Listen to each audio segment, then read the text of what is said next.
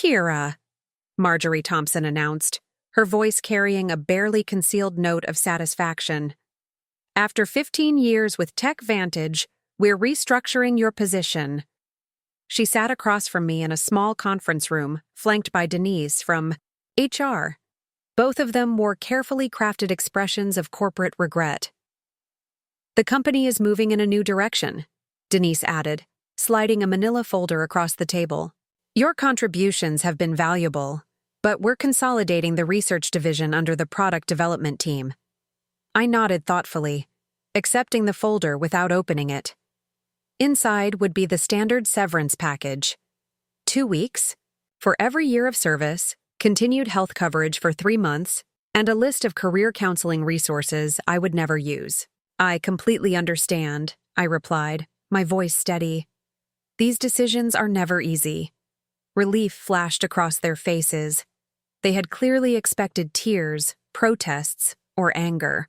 After all, I was a 55-year-old woman being pushed out of the tech industry, where youth was often prized above experience.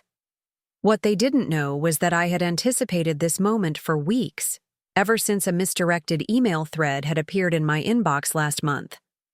We'd like you to clean out your desk. By Friday, Marjorie continued, gaining confidence from my apparent acceptance. We'll need your keycard, company laptop, and phone before you leave. Your team will be notified this afternoon. My team. 6 brilliant engineers I had personally recruited and mentored over the years. The same team that had helped me develop the distributed processing algorithm that now powered TechVantage's flagship product, AccountSphere, accounting software used by over 40% of Fortune 500 companies. Of course, I said, rising from my chair. Is there anything else? They exchanged glances, clearly thrown by my composure. Marjorie recovered first. That's all for now. Thank you for making this professional. As I walked back to my office, I passed the glass-walled conference room where the executive team was meeting. Through the transparent barrier, I could see CEO Victor Lawson gesturing animatedly at a PowerPoint presentation titled Q3 Revenue Projections. The same Victor Lawson who had taken credit for my algorithm at last year's industry conference, referring to me only as one of our research team members. I closed my office door and pulled out my personal phone, sending a single text message. It's happening. Friday is my last day. The response came immediately. Perfect timing. Contracts are ready. Dinner tonight to finalize details. I smiled as I looked at the calendar on my desk. Today was Wednesday. Friday I would leave TechVantage for the last time. And Monday? Monday would be fascinating. That evening, I met Gregory Sullivan at Meridian, an upscale restaurant far from TechVantage's headquarters. As the CEO of Precision Systems, TechVantage's largest competitor, Greg knew the value of discretion. He'd reserved a private dining alcove in the back, shielded from curious eyes by elegant Japanese screens. They actually did it, Greg said, shaking his head after we ordered. I suspected they might, but to cut the very person who developed their core technology, Victor never understood what I actually created, I replied, sipping my water. He saw the implementation, the user interface, the marketing potential. But the underlying architecture? That was just tech stuff to him. The irony was almost too perfect. 3 months ago, I had discovered the patent application for my distributed processing algorithm had never been filed by TechVantage's legal team. An oversight, they'd claimed when I inquired. They'd assured me they'd handle it immediately, but something about their response had seemed off, prompting me to check the company's internal documentation. That's when I found it. A strategy memo outlining plans to claim the algorithm as company-developed. Technology without specific inventor attribution. They'd planned to push me out before securing the patent, knowing intellectual property developed by employees typically belongs to the company. What TechVantage didn't know was that I'd already been working on refinements to the algorithm on my own time, using my personal equipment. Those improvements, which dramatically increased processing efficiency by 43%, weren't covered by my employment agreement. I'd quietly filed for a patent under my own name last month, fully documented with timestamps and development logs that clearly showed the work was completed outside of company time. The patent had been granted with remarkable speed, thanks to Greg's introduction to a top-tier IP attorney. All the paperwork is finalized, Greg said now, sliding a folder across the table. As soon as you sign, Precision Systems officially acquires exclusive licensing rights to your patent. The press release goes out Monday morning, announcing you as our new Chief Innovation Officer.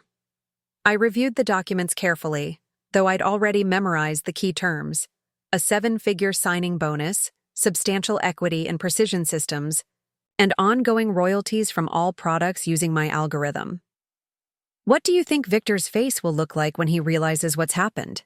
Greg asked, unable to hide his satisfaction at the prospect. I'm more concerned about my team, I admitted. They don't deserve to be caught in the fallout. Greg nodded. Already addressed. We have positions for all 6 of them if they're interested. Senior roles with significant raises. I signed the final page and closed the folder.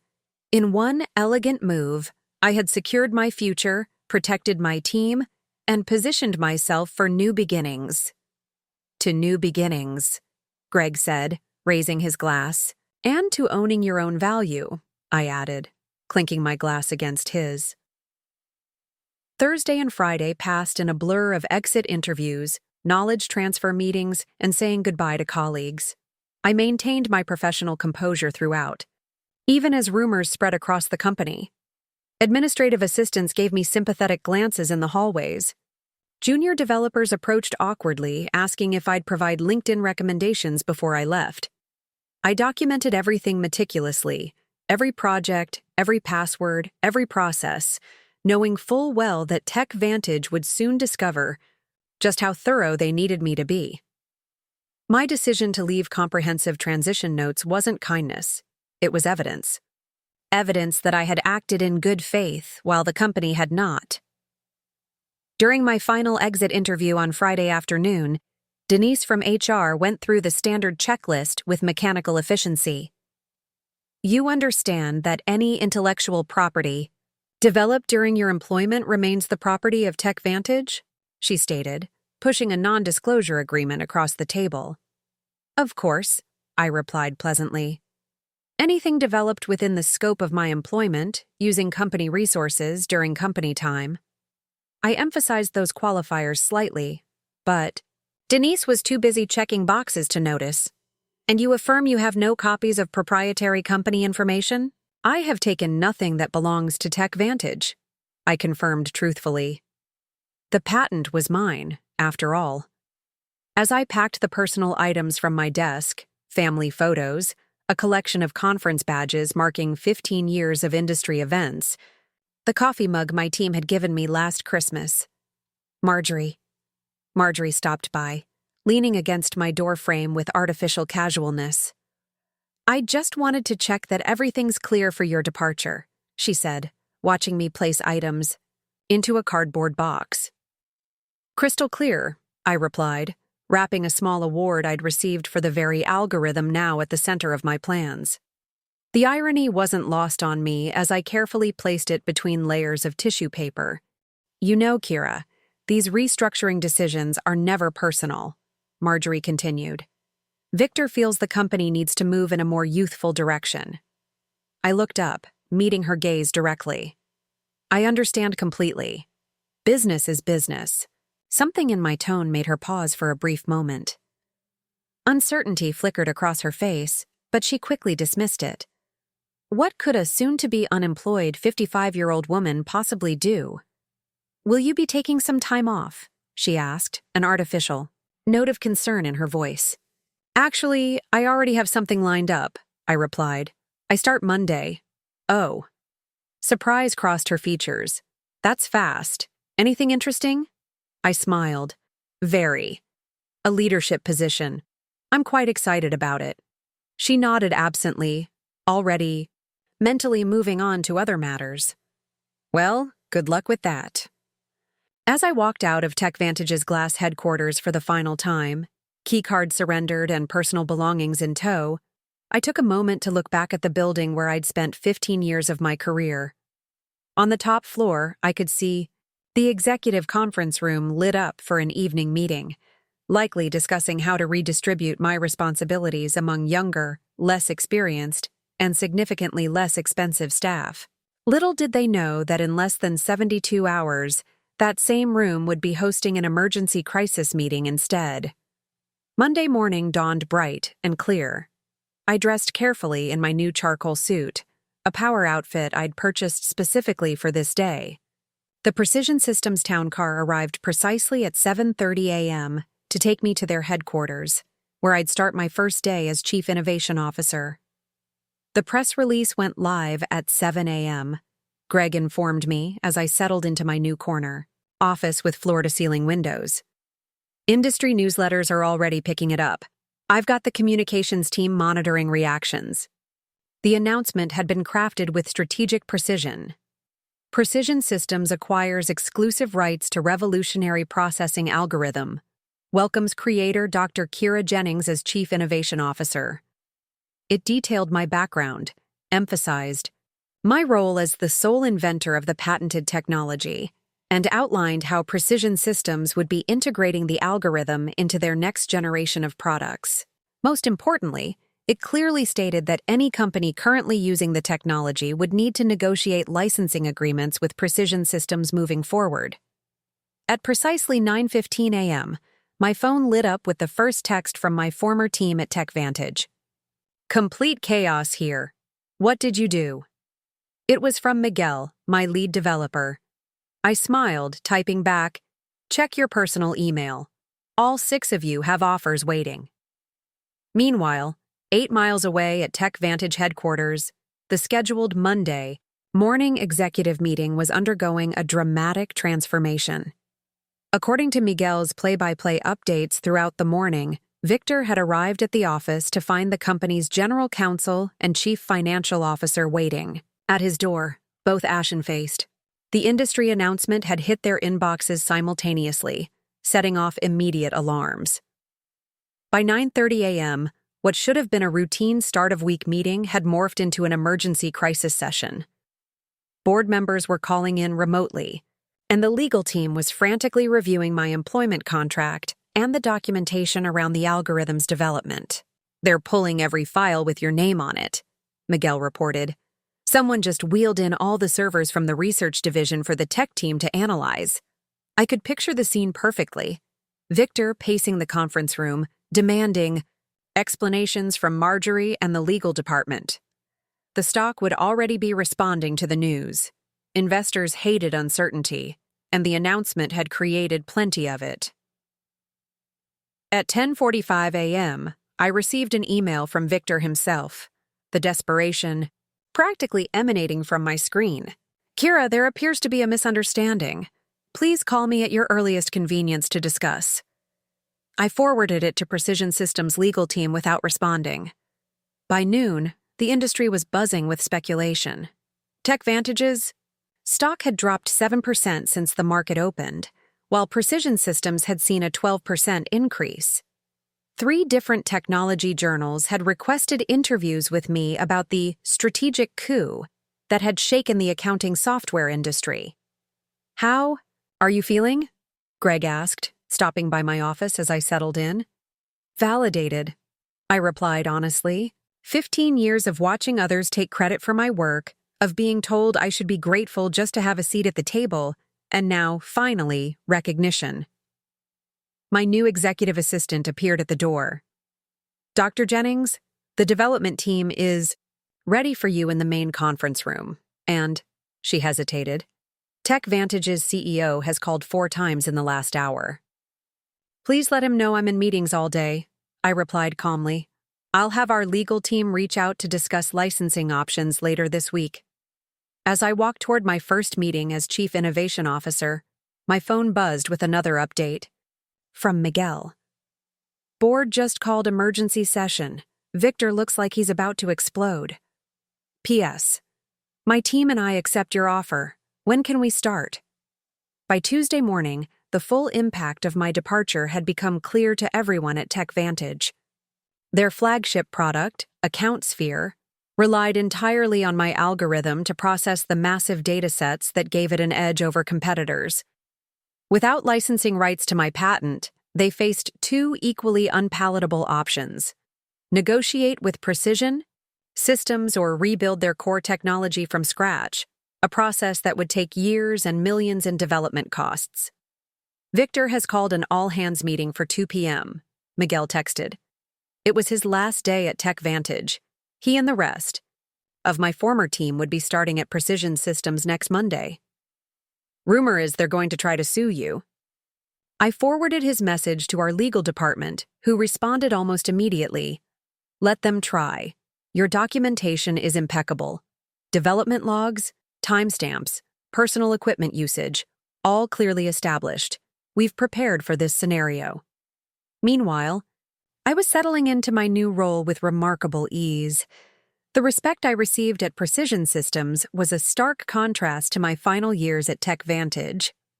When I spoke in meetings, people actually listened. My ideas weren't repackaged by male colleagues and presented as their own. My age and experience were viewed as assets rather than liabilities. The engineering team is implementing your efficiency improvements, Greg informed me during our afternoon briefing. Early testing shows a 51% performance boost, even better than we projected. I had several refinements I never shared with TechVantage, I admitted.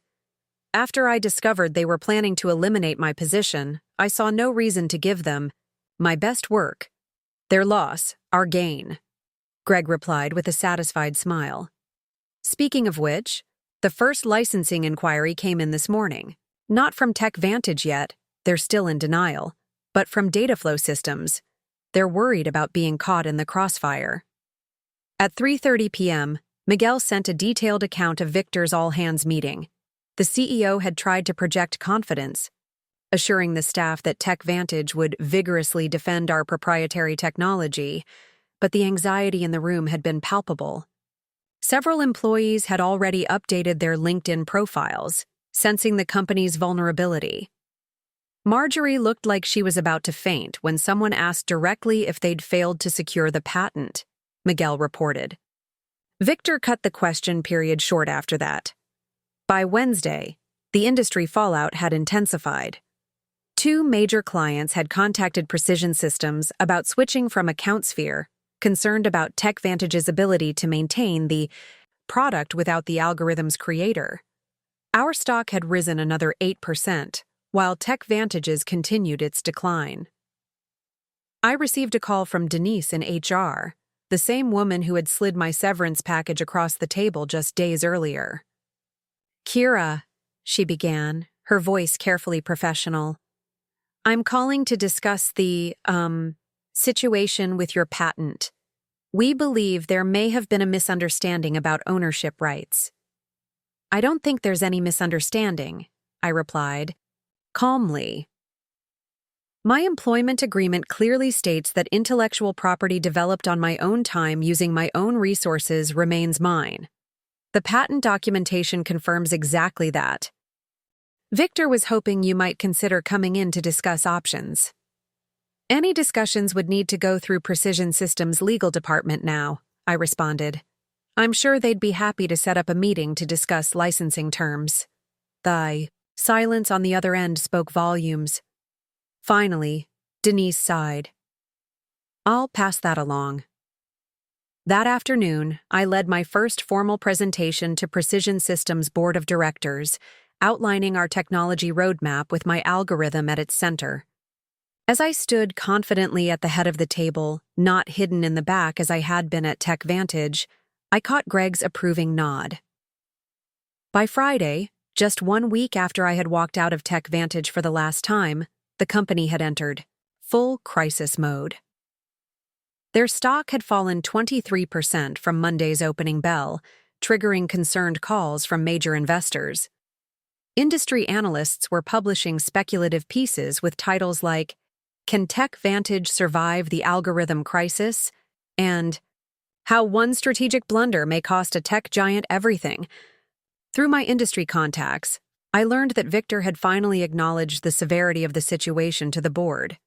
TechVantage would need to either license my algorithm from Precision Systems, likely at exorbitant rates that would devastate their profit margins, or undertake a complete rebuild of AccountSphere without using any technology covered by my patent. They've started interviewing for a new development team, Miguel informed me during our Friday video call, where we discussed his upcoming transition to Precision Systems. Victor's claiming they can recreate the functionality in 6 months. Couldn't help but laugh. The original algorithm took me 3 years to perfect, and that was with intimate knowledge of the problem space. Exactly, Miguel agreed. Nobody's believing the timeline, especially after your team posted their resignation letters simultaneously. The knowledge drain is massive. That afternoon, TechVantage's attorneys finally reached out to Precision Systems to open a dialogue about potential licensing arrangements. Our legal team, following the strategy we had developed, responded with terms that were technically fair but strategically painful. 3 times the standard industry licensing rate, plus a public acknowledgement of my role as the technology inventor. They'll balk at the acknowledgement more than the cost, Greg predicted as we reviewed the response in his office. Victor's ego won't allow him to admit he pushed out the person who created their core technology.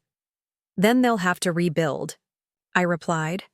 And every day they spend trying to replicate my work is another day we extend our lead in the market. The following Monday morning, 10 days after my unceremonious dismissal, I led the first meeting with my newly assembled innovation team, which included Miguel and the other 5 engineers from TechVantage. The energy in the room was electric, as we mapped out the next evolution of my algorithm. "This is how development meetings should be," commented Anita, one of my former team members. At TechVantage, we spent half our time explaining basic concepts to executives who wouldn't listen anyway. "That's the difference between being valued and being seen as replaceable," I replied. "Here, your expertise is recognized." As we wrapped up the productive session, my assistant appeared at the door. "Dr. Jennings, there's been a significant development with TechVantage. Their board just announced an emergency leadership change. Victor Lawson is stepping down, effective immediately." The news spread quickly. Within hours, industry publications were reporting that TechVantage's board had lost confidence in Victor's leadership following the patent oversight that threatened the company's flagship product. Marjorie Thompson was also out, along with the head of legal who had failed to properly secure the patent. That evening, I received an unexpected email from Richard Donovan, TechVantage's newly appointed interim CEO. Unlike Victor's desperate message from the previous week, this one was straightforward and respectful. "Dr. Jennings, congratulations on your new position. I've been brought in to help TechVantage navigate the current situation. I'd like to discuss a fair licensing arrangement for your patented technology. We're prepared to acknowledge your contributions publicly and make appropriate amends for the oversights of previous management. Would you be available to meet next week?" I forwarded the email to Greg, adding a simple note: "Phase 1 complete." His reply came quickly. "Beautifully executed. The board is celebrating your first major victory for Precision Systems. Looks like TechVantage is finally learning an expensive lesson about valuing innovation and innovators."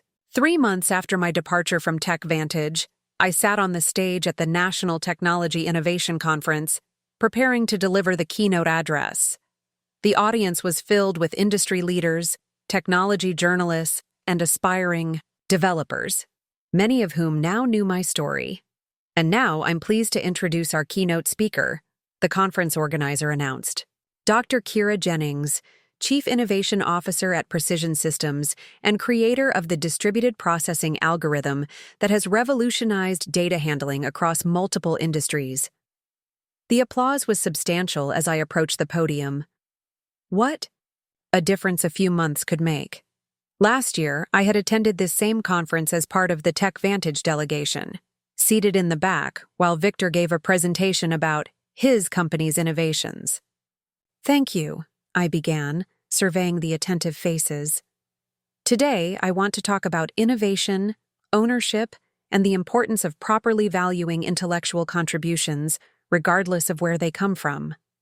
My presentation detailed the technical aspects of my algorithm but also touched on the broader issues of recognition and respect in the technology sector. Without directly mentioning TechVantage, I emphasized the importance of companies protecting their innovators rather than seeing them as replaceable resources. Afterward, during the reception, several young women engineers approached me, seeking advice and mentorship. One of them, barely 30, confided, "Your story changed how I document my work. I started keeping detailed logs of my development process on personal time Busmart," I replied. "Your innovations deserve protection." As the evening concluded, I checked my phone to find an industry news alert. TechVantage had finally announced the licensing agreement with Precision Systems, acknowledging me by name as the algorithm's creator.